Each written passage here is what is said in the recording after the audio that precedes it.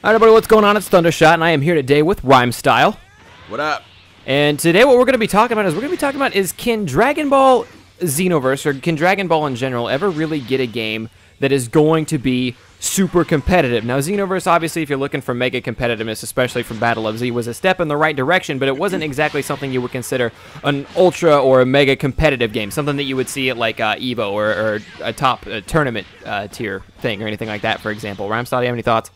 Yeah, so it's kind of funny because, you know, with the direction we've been going with Dragon Ball Z games after the PS2 months like Tenkaichi and Budokai, every game that's come out ever since then has been dumbed down by a lot. And a lot of people have always questioned why is Bandai Namco always dumbed down their games? Why are they making it so much easier? Why is it so simple? Why is every single game that comes out just easier and easier to play without any real skill involved? And to answer that question, it's just because that's the core audience they're going for.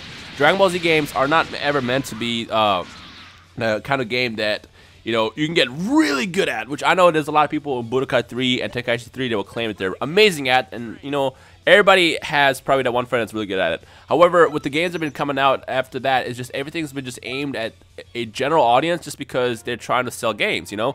The big complaint that we always had was with Budokai games and Tenkaichi games back in the PS2 days is that they were really difficult to play, which it's kind of weird to say. I mean, a lot of you guys watching this video are probably thinking those games weren't difficult, but oddly enough, they received a lot of complaints about it, and because of that, that's why they started dumbing down their games so anybody could play. And because of that, I just feel like since their core audience and their focus is to aim at like that general audience that likes anime or Dragon Ball Z in general, they're never really going to give us a competitive game because they know there's games like Street Fighter or Mortal Kombat and stuff like that. Even Smash now that you know, people can get their, I guess, competitive cake out of, you know what I mean, like something like that. Like I just feel like we'll never ever get a truly competitive DBZ game.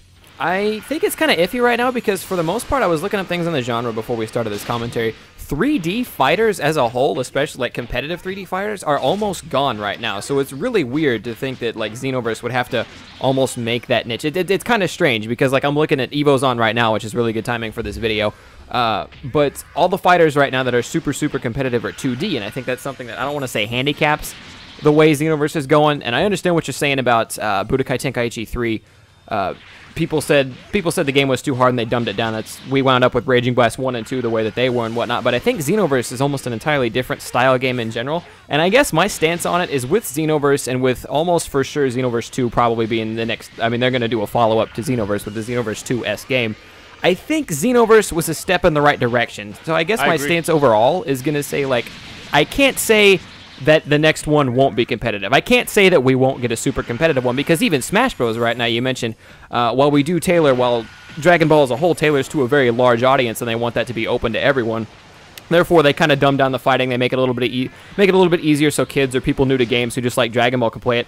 Smash Bros. Is the same way. Smash Bros. Is a Nintendo title first and foremost. In fact, Brawl, they even tried to make not competitive and it still wound up and having a lot of competitive tournaments and things like that.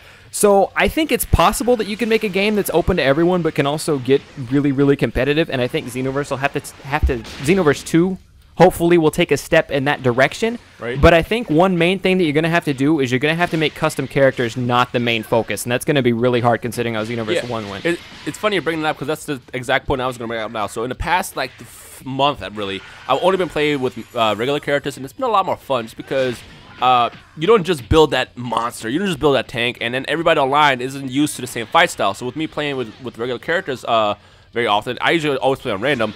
It's been a lot more fun, and I can definitely see a different style of play. Whereas with the custom created characters, everybody's the same, like 2 races, everybody had the same fight style, and you kind of knew what to expect. But the thing about Xenoverse is as close to as competitive and I guess in the middle that Xenoverse is, it's still far from what we consider competitive. Because the thing about Xenoverse is your only goal is you create the tank with all the most powerful attacks, you boost all the stats, and you hop in the match, and then you just throw death balls and vanishing balls and stuff. But again, let's go back to like what the core audience is. The audience for Dragon Ball Z games is just a audience that doesn't really play competitive games like that. Again, I know it sounds kind of ridiculous because a lot of you guys watching this are probably like, wait a minute, all my friends play competitively.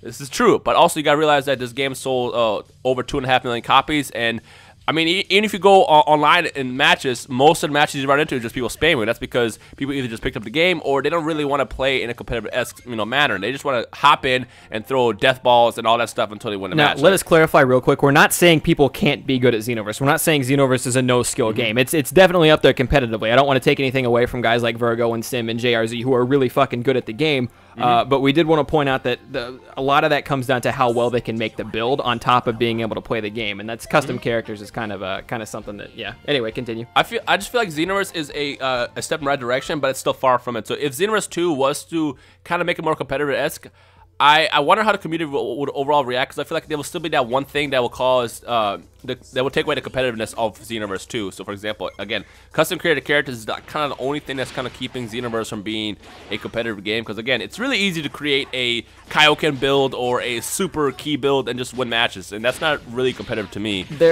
I feel like there are too many builds in Xenoverse that you can make that just no matter how good somebody is, just completely dump on somebody else's build. Like it's actually funny. Just like an extreme rock paper scissors almost. Yeah, it's actually funny because Endakuba is probably one of the best players that I know on top of like Virgo and those guys. And I remember back when I made my super key build, I was actually beating all these people. And I'm far from a good player. I don't consider myself a good player in Xenoverse at all. But the fact that you can create a monster build and fight someone who's really, really good and still win is kind of what makes. I remember we had an endless battle round one night. It was you, me, and Virgo, and Virgo is clearly better than the two of us, right? And this is how it would go every single time. Rhymestyle's build, and Rhymestyle would beat Virgo because his build would just dump on Virgo's. I would beat Rhymestyle, and then Virgo would beat me, and we did that for like 3 rounds in a row. It was nuts, but it was the same thing, and it just came down because like Virgo was better than we are. It just came down to that build thing over and over again. One thing I think they could do in the next Xenoverse-esque game or whatever they decide to make, if they can give us a game mode, like when you go into ranked or offline or with your friends or whatever, give us a mode where you can only pick characters in the game. Yes. Like, custom characters are not an option. I think that could do it. I think that could really and items help too. put it no over. Items. No items, no capsules, no sensu beans, none of that shit, and then just original characters. And I think you could be on the right track for sure with that one. I completely agree with that one. But I don't know. I guess we'll see. Like I said, Xenoverse took us in the right direction for the first time in many years. I mean, the last game we got before Xenoverse was freaking Battle Z, which is literally one button, and then the cards made you invincible. Yeah. So we'll see what Xenoverse 2 gives us. But as of right now, I just feel like we're still far from it, and the competitive audience will never be a target for Bandai Namco only because they already have the audience, which is basically the people who are buying the games now. And nobody ever goes, I want to play a competitive fighting game today. I want to go play Dragon Ball Z. People usually go with either Mortal Kombat or Street Fighter or, Tekken and stuff like that. Like, those are the core competitive fighting games, whereas you get your casual fighting games like Dragon Ball Z and Naruto and stuff like that. So that's just really, it's just not the right audience. However, Xenoverse is in the right direction, so we'll see what happens when the next game comes out. And I will say, just to kind of reiterate it one more time, Smash Bros, Super Smash Bros, which is being played at EVO right now, started out, it's just a casual fighting game. Smash Bros is one of those games, and it's 2D, so it's vastly different, but where it did pull it off, where you can be new and just pick it up, play it casually, have a great time. In fact, that's who it's intended for, but then it can also be really competitive. So fingers crossed, but I'm kind of with Dino on this. I don't want to say Xenoverse or Dragon Ball in general could never be, at least in the 3D aspect, unless they brought back like a Budokai-style fighting or something like that. I don't want to say Xenoverse could never be one of those competitive games, but we are a ways from it right now. Actually, for sure. Something else I want to point out is what's that company that made Guilty Gears? The Arc System Works, is that the company called? They made Extreme Butoden, and I've been playing Extreme Butoden for the past month.